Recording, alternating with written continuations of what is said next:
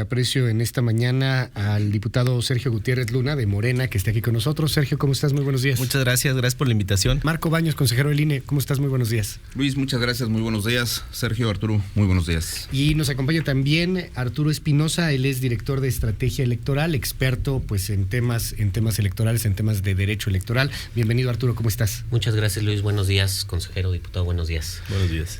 Quisiera empezar contigo, Sergio Gutiérrez, para que nos cuentes qué es lo que están proponiendo, qué es lo que está sobre la mesa en estos momentos, que ha generado pues alarma entre algunas personas, entre la oposición, entre el mismo Instituto Nacional Electoral. Cuéntanos, Sergio, ¿qué es lo que se está proponiendo? Lo que estamos proponiendo nosotros es analizar, diagnosticar cuál es el costo actual de la democracia, ponderando, equilibrando, defendiendo que no se vulnere la certeza o la legalidad de los procesos. De ninguna manera está en nuestra idea, en nuestra pretensión, el hecho de socavar lo que se pueda haber construido y la certeza de la democracia y los resultados electorales.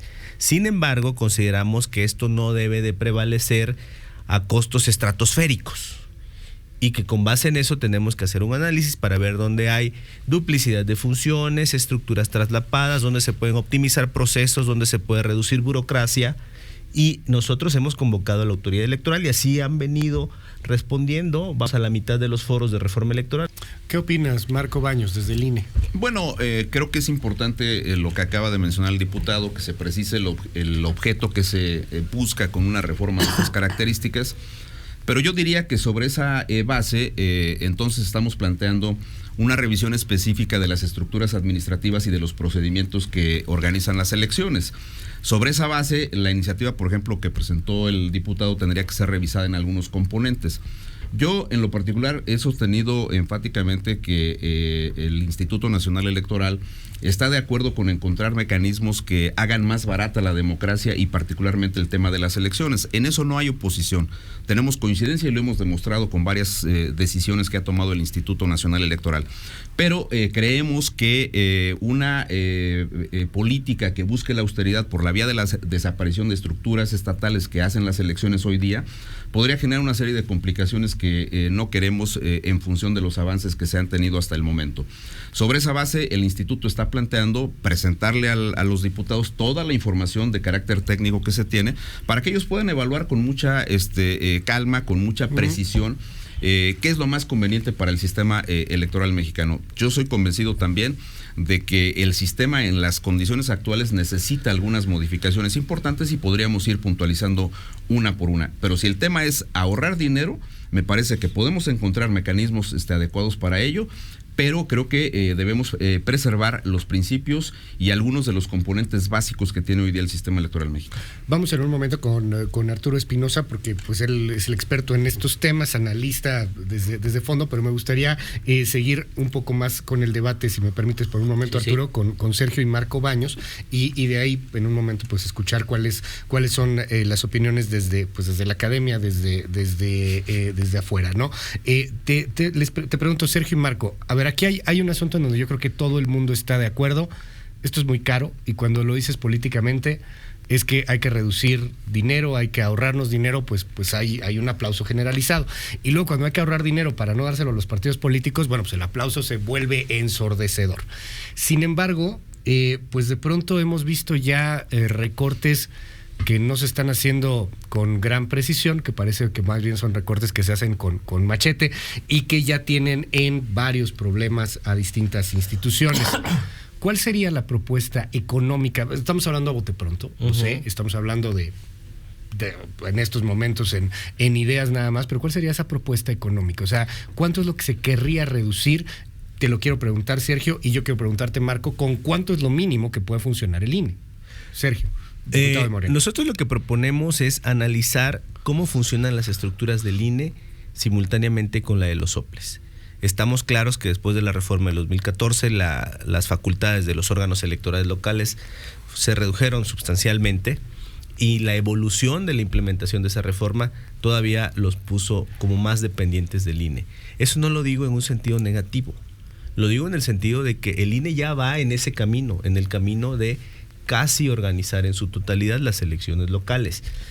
Nosotros queremos distinguir en dos momentos. los años en los que no hay proceso electoral y el año en el que hay proceso electoral.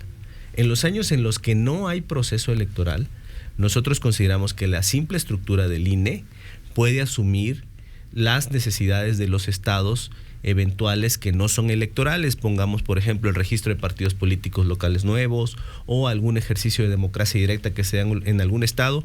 Nosotros consideramos que el INE lo puede atender con su estructura. En los procesos electorales concurrentes es donde está el reto. Los consejeros del INE han dicho que es muy difícil o imposible realizar elecciones federales y locales simultáneamente con la estructura que cuentan. Les damos toda la razón, porque lo que sucede es que en los procesos electorales la estructura se amplía sustancialmente para poder atender esas necesidades nuevas que surgen en los procesos electorales. Es decir, tanto los soples como el INE realizan contrataciones eventuales para atender las necesidades del proceso electoral. ¿Tendría que ampliarse esa estructura? Sí. ¿Se ampliaría el presupuesto? Sí. El presupuesto del INE el año pasado fue de 17,000 millones. ¿Estoy en lo correcto? Sí. Este año es de 10,000 millones. Es decir, en año electoral fue 7,000 millones de pesos más porque tenía otras necesidades, porque imprime boletas, porque contrata capacitadores, porque imprime papelería electoral. Es decir, ese gasto sí aumenta en año electoral. Lo que queremos es que aumente a partir del INE y también que cada estado siga asumiendo el costo de su elección, pero solo en un año. ¿Qué dices, Marco Baños? Mira, yo creo que las reflexiones que formula el diputado son interesantes, pero yo te diré una cuestión que es importante. Primero tenemos que separar claramente qué es lo que cuesta cada cosa. La estructura burocrática que tienen los órganos electorales de los estados para este ejercicio van a significar más o menos 3,800 millones de pesos de ejercicio de la pura estructura burocrática de los soples. ¿De los 10,000 de este año? No, los soples tienen por su cuenta un presupuesto aprobado por los congresos de los estados. Okay. Y eso suma en las 32 entidades federativas más o menos 3,800 millones de pesos. El resto, que llegaría a sumar hasta 9,000, poquito más de 9,000 millones de pesos, es el financiamiento de los partidos. Okay. Los partidos políticos tienen un financiamiento específico y esa parte me parece que debe ser revisada. Y en el debate hemos estado mezclando las cantidades. Se ha dicho con recurrencia que los soples este año cuestan 9,000 millones. Eso no es así. Los soples cuestan casi el 50% de esa cantidad y el resto son los partidos políticos. Ahora, la estructura del Instituto Nacional Electoral, por supuesto que crece cuando hay proceso electoral, pero ¿para qué crece? Crece para notificarle a los ciudadanos que integran las mesas directivas de casilla, para poder sacar los procedimientos que tienen que ver con el registro de los candidatos, etcétera, etcétera, etcétera. Pero ese es un personal eventual que se contrata específicamente para ese tipo de actividades. La propuesta, por ejemplo, que pude leer, y aquí está el diputado, es que, por ejemplo, al desaparecer los soples, entonces se creen una especie de consejos locales que dependan del Instituto Nacional Electoral para que se encarguen de las actividades de elecciones locales. Mi reflexión es la siguiente. Esos consejos locales tendrían que tener también un aparato burocrático para poder hacer las elecciones. Que sería el mismo del INE. Y en mi punto sería sustituir una burocracia que está en los soples hoy día por otro tipo de burocracia. ¿De qué tamaño? Dependería de los procedimientos que se fijen en la legislación. Quiero preguntarle aquí, ahora sí, Arturo Espinosa, ¿qué opinión te merece todo esto? A ver, uno piensa de pronto en los temas de soberanía de los estados, a lo mejor, en el tema de que si cada estado puede o no organizar su elección, en el hecho de que haya una injerencia desde el INE, y bueno, pues en algunas otras propuestas que han estado saliendo, como la que ayer daba Pablo Gómez, ahí en la Cámara, en donde decía, pues la idea es aparecer todo, hombre. ¿Qué opinión te merece desde afuera? O sea, ¿cómo ves este debate? Mira, a mí me parece que justamente el debate se debe de hacer, pero el costo de la democracia no debe de reducirse únicamente a pesos y centavos, porque me parece que parte de los costos son algunos intangibles, como es la democracia, la certeza, la pluralidad política, la representatividad, que años nos ha costado llegar a tenerla. Y la verdad es que si solo le vamos quitando números y haciéndolo, sí es un presupuesto importante. El presupuesto de todo el aparato electoral, autoridades, partidos y demás, es de cerca de 32,000 millones de pesos este año, por poner un ejemplo. Contando el tribunal, ¿no? Contando el tribunal, los tribunales estatales, locales, todo el aparato es 32,000 millones de pesos. También es cierto que tenemos un sistema complejo, es uno de los sistemas más complejos del mundo, y no dicho por académicos y demás, dicho por organismos internacionales especializados. tenemos un doble nivel de autoridades electorales que no hay en otros lados del mundo, digamos este nivel federal y este nivel nacional. Pero también creo que hay diferentes alternativas, diferentes salidas para poder generar una austeridad, pero una austeridad inteligente. Creo que el análisis tiene que ser cómo hacemos menos costosas monetariamente las elecciones en el país, pero sin dañar estos principios de confianza, de certeza, de equidad, de pluralidad, de alternancia que hemos logrado generar durante años, porque tampoco se trata de generar un retroceso. ¿Qué dices, diputado Sergio Gutiérrez? Coincido 100%, tiene que ser una austeridad inteligente. Nadie en su sano juicio pretende socavar la legitimación que puedan tener las elecciones en el futuro. Sería algo caótico para el país y nadie tiene en mente eso. Pero yo creo que lo que dice Arturo es muy cierto. El costo de la democracia ha venido escalando y yo creo que es momento de hacer un alto en el camino para evaluar cómo podemos simplificar ese tema y también que esa simplificación redunde en ahorro. Y eso no debe de verse como un ataque, debe de verse justamente como un parteaguas en la evolución que ha tenido la estructura electoral, porque atinadamente decía Arturo que con las reformas le hemos ido agregando más y más facultades al INE que implican gasto, eso se entiende, pero es momento de revisar cómo se ejerce ese gasto y de qué manera lo podemos simplificar, y eso yo creo que todos podemos estar de acuerdo en ello. El tema es sentarnos sobre la mesa, ponernos en la mesa de una manera constructiva y autocrítica para poder ver los puntos de convergencia en lo que podemos llegar, en los acuerdos que podemos llegar para tratar de simplificar esto, siempre con la premisa, siempre con la premisa de que las elecciones tienen que ser legítimas y certeras y reconocidas por todos. Marco Baños, no te veo tan de acuerdo en algunos puntos. Mira, creo que es importante decir que nosotros hemos posicionado la idea de que nos preocupa mucho la certidumbre, el apego a la legalidad y sobre todo la imparcialidad con la que se organizan las elecciones. Esa parte estamos de acuerdo. Decía Arturo un tema crucial. En México no tenemos centros de votación. Se usan en muchos países de América Latina, por ejemplo Colombia, Argentina, etcétera. Tienen centros de votación. En las escuelas se colocan muchas casillas. Eso logísticamente puede ayudar mucho. ¿Te reduciría el costo de manera sustantiva? Yo digo que una parte importante sí, pero creo que también tiene que estar asociado al tema del voto electrónico. Nosotros hemos impulsado la idea de que el voto debe ser electrónico. ¿Por qué? Por la cantidad de tiempo que se lleva. Arturo decía bien, el escrutinio y cómputo en las casillas. Imagínate funcionarios de casilla que llegan a las 7:30 de la mañana y terminan a las 3 o 4 de la mañana del día siguiente los escrutinios y cómputos de 6 elecciones. Y luego recuentas el 60% de los paquetes electorales en los consejos distritales del INE o de los soples. Esa parte me parece que se tiene que revisar y creo que el voto electrónico sería una buena idea. Ayer, en el posicionamiento que hicimos a través de los discursos del presidente del Consejo General y del secretario ejecutivo y también de la intervención de la consejera Favela, nosotros manejamos la idea de que podría haber, por la vía del voto electrónico, hasta una disminución en costos de 4.500 millones de pesos en el costo de una elección general. Esa parte me parece que debe ser revisada con mucho cuidado. Coincido mucho con el diputado Sergio Gutiérrez en el sentido de que debemos cuidar principios esenciales. Déjame interrumpirnos aquí por el dato que acabas de dar. O sea, si aplican voto electrónico se puede reducir hasta 4.500 millones de pesos. Sí, de los y podría explicar 32.000 millones que cuesta sí, en la parte de INE. Pero tienes que meter una lana primero para el voto electrónico, ¿no? Pero lo haces quitando el costo de las boletas, lo haces reduciendo sensiblemente. Yo tengo un apunte. Lo haces reduciendo una serie de cosas. Pero decía el diputado, vamos a preservar principios que nos han hecho imparciales la organización de las elecciones. En eso estamos de acuerdo. Vamos a abaratarlas también, estamos de acuerdo. Entonces revisemos algunas cosas de las iniciativas que se han estado presentando. Un ejemplo concreto. Creo que trasladar la designación de los consejeros a la Cámara de Diputados, consejeros locales, lo digo con todo respeto, suena a un esquema de control político por los partidos mayoritarios, el que sea. Ahora es Morena, puede ser el PRI, puede ser el PAN, el que sea. Esa parte me parece que no debe regresar en los esquemas de regulación que se tienen. Y otro detalle, por ejemplo, en la iniciativa se plantea que el Consejo de Evaluación que se haga cargo de las selección de los consejeros del Consejo General, si es que se preservara esa figura, porque igual se ha hablado de la posibilidad de desaparecerlo, lo cual tampoco tendría, si se hace una arquitectura distinta pero adecuada para la institución, podría funcionar. Pero si se mantiene la idea de los consejeros electorales, ese consejo de evaluación tiene una composición hoy día. Es un número determinado de los legisladores que están representados en la Junta de Coordinación Política, un número de los 2 personas que representan a la Comisión de Derechos Humanos y otros 2 que representan al INAI.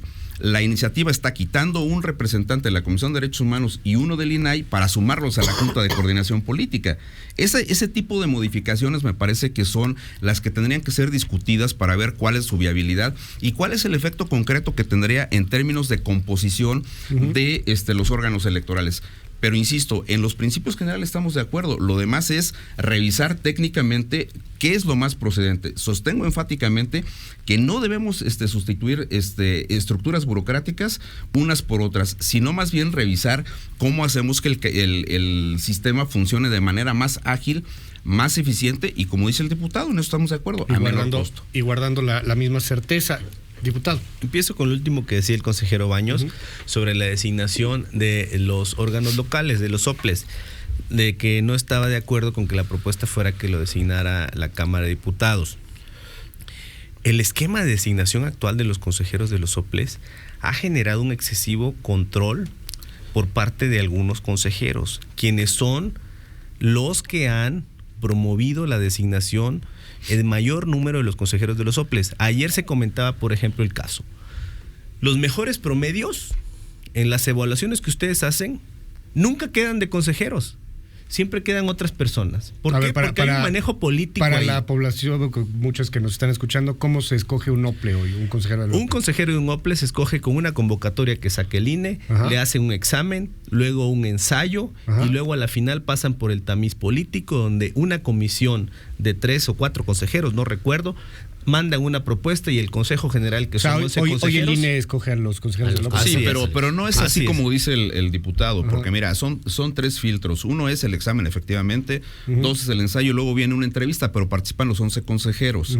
Y no es que entrevistemos a todos los que se inscriben. Del examen pasan al ensayo y luego del segundo filtro pasan a entrevistas. Y lo que propones tú es que ya no sea el INE quien escoge a los OPLES, sino los congresos locales. Sí, el tema es el argumento. El Congreso Federal. El tema es que lo que dice el consejero Baños es que se estaría teniendo un control político. Yo lo que veo es que el control político existe ahora en el Consejo del INE, donde se han decantado por ciertos consejeros, y lo digo en un tono general, donde vemos el análisis de donde los primeros lugares del examen y el ensayo, que pueden decirse que son las etapas más objetivas, nunca quedan de consejeros.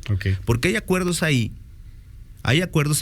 que han hecho que lleguen consejeros manejados por algunos consejeros del Consejo General del INE. Entonces, el tema de control político no se sustrae del procedimiento que ha llevado a cabo el INE. En el tema de la urna electrónica, yo creo que tenemos que tener mucho cuidado. Si lo que estamos buscando es la certeza y la confianza, el tema de la urna electrónica debe en todo caso ser algo paulatino. ¿Cuáles son los fenómenos que hemos tenido en las elecciones recientes? Que encuestas o pronósticos dicen que el resultado será X. Y a la final viene la votación y el resultado es Y. ¿Qué pasaría si tenemos una urna electrónica con ese mismo escenario? La prospectiva nos dice que el resultado va a ser X, aplican la urna electrónica y el resultado resulta ser Y. Con los niveles de confianza que hay, todo el mundo va a decir que hay fraude. De confianza que hay, todo el mundo va a decir que hay fraude. ¿Qué necesitamos hacerlo? Paulatinamente. Respetuosamente es insostenible lo que dice Sergio, porque trasladar la designación de consejeros a los partidos por la vía de los grupos parlamentarios en la Cámara es justamente una de las cuestiones que más se pugnó para desaparecer. Se cambió ese mecanismo. Los consejeros no establecen en ningún tipo de control político sobre los soples. Los consejeros participamos los 11, tampoco es cierto que solo sean 2 o 3. Y luego yo diría una cuestión, sí hay muchas discusiones a partir de lo que Pablo Gómez sostuvo de que habría que desaparecer al Consejo General del INE y que sea toda la estructura ejecutiva la que se haga cargo de la elección. Pues esa parte hay que revisarla igual con mucho cuidado y creo que básicamente básicamente el sistema debe preservar cuestiones que son fundamentales. Un padrón electoral confiable, una base de datos que esté suficientemente acreditada en los hechos, que esté en manos de un órgano autónomo y que no regrese como a finales de los años 80 al control de los gobiernos en turno, el que sea. Ese ha sido mi pronunciamiento desde hace más de 20 años con el tema del padrón electoral, y lo puedo demostrar fácilmente con todo lo que he escrito sobre el tema. Y luego después me parece que también principios esenciales, lo decía Arturo, yo no voy a favor hoy día, no me parece que sea un momento pertinente para desaparecer o para modificar los esquemas de la representación proporcional. En eso yo no camino. Tampoco creo que sea una buena idea, como se ha manejado en algunas iniciativas, que la revocatoria de mandato pudiera implementarse el mismo día de la jornada electoral. Esa parte creo que el presidente de la República ha hecho algunas propuestas, incluso el día de ayer, donde decía que podría modificarse la fecha. Eso me parece que debe verse con buenos ojos por parte de la Cámara para revisar el mejor momento en el cual se haga la consulta correspondiente. La parte de la desaparición de los soples no garantiza ahorros por sí misma. Creo que tenemos que buscar esquemas que garanticen lo que quieren los diputados. En eso el INE camina. El INE está de acuerdo con el Poder Legislativo en disminuir el costo de la democracia. Creemos también que una reducción al financiamiento público debe ser racional y debe ser a partir de criterios correctos, que no coloquen a los partidos políticos en situaciones complicadas. Arturo Espinosa, cuéntanos. Concluyo muy rápido. Sí me gustaría comentar algo de este tema de la designación. Probablemente el mecanismo que ahorita sigue el INE sea mejorable, pero me parece que dejarlo a la Cámara de Diputados abre mucho margen a la discrecionalidad. Es algo que ya ocurre en el caso de los tribunales locales, que el Senado designa, y la verdad es que hay algunos casos interesantes, porque hay magistrados que anteriormente fueron representantes de partido ante los consejos locales. Hay magistrados que no cumplen con los requisitos legales, y ahí están los dictámenes de las comisiones, ¿no? O sea, ese es y en este caso no se van, con el INE no se van esas cosas. Probablemente se pueda mejorar. En el otro punto, creo que hay algo que se nos está saliendo y no estamos poniendo en el centro de la reforma, que es a la ciudadanía. Los niveles de desconfianza y descontento con la democracia en México son de llamar la atención. Somos de los países de América Latina que más descontento con la democracia tenemos. La participación ciudadana en las últimas elecciones fue de verdad infame. Y creo que todo el debate está siendo entre autoridades, entre partidos políticos, y no se está viendo cómo vamos a incentivar que la ciudadanía se interese por las cuestiones públicas. Porque ¿qué es lo que pasa con la ciudadanía? No importa a quién elijamos, no nos va a ir mejor, a nadie nos va a ir mejor. Y esa parte no se está tratando, no se está abordando, y creo que es un punto importante. Puebla es el mejor ejemplo de eso. Lleva 3 elecciones en 4 años y la última ya demostró: ponme al gobernador que quieras, no me interesa, porque no hemos mejorado en los últimos años y no vemos cómo vamos a mejorar. Creo que ese es un punto importante. Y finalmente, respecto a lo que decías, creo que no se trata de reducir costos a cualquier costa. Es decir, no podemos regresar nuevamente a 1988, donde se caía el sistema, donde el gobierno hacía y deshacía, donde no había controles. Más allá de los principios que ya hemos mencionado y que dijo el consejero Baños y que ha dicho también el diputado, las elecciones en México están sujetas a estándares internacionales que están establecidos en tratados internacionales que México ha suscrito, ¿no? La certeza, la secrecía del voto, la libertad, la universalidad, la periodicidad, la autenticidad de las elecciones, y eso no lo podemos olvidar. Y por muchas propuestas que se hagan, y muchas de ellas ocurrencias, tampoco podemos ignorar y de repente retroceder en la democracia años claro, a tiempos casi de las cavernas, ¿no? Me quedo con algo que señalas, Arturo, que creo que es fundamental, y ojalá que armemos más foros al respecto del tema. La gente está desconfiando de la democracia, está desconfiando de las autoridades. Hay un enojo en México y en el mundo, ¿eh? Ahí tienes lo que está pasando en Francia, lo que está pasando en Europa, lo que está sucediendo pues en varias otras latitudes. Hay un problema también en cuanto al mismo. Gracias a todos por estar aquí.